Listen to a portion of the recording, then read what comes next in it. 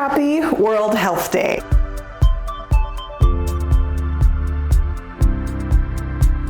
So what does World Health Day even mean? Well, the awesome thing about our world and our culture right now is that we're looking out for the whole person.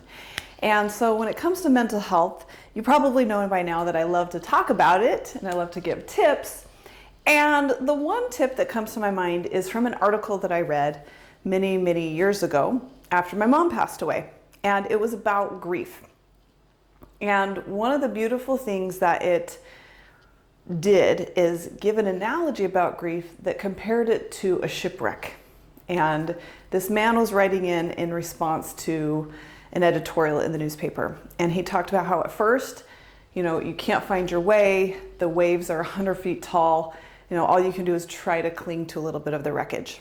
And then over time, the waves still come, you still find yourself clinging to the wreckage, but they're 50 feet tall and maybe they're a little further apart.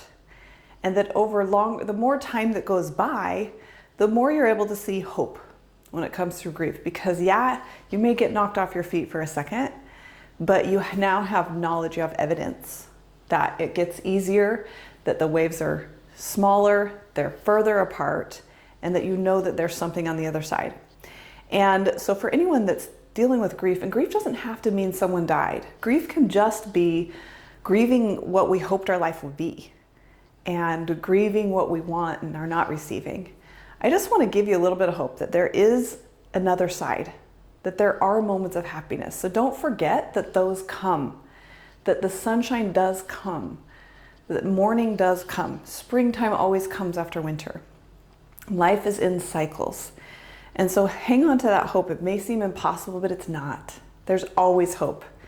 And so hopefully that helps you on this World Health Day. Hopefully you're also taking care of your physical health, your mental health, your emotional health, your spiritual health, and have a beautiful, beautiful Easter weekend.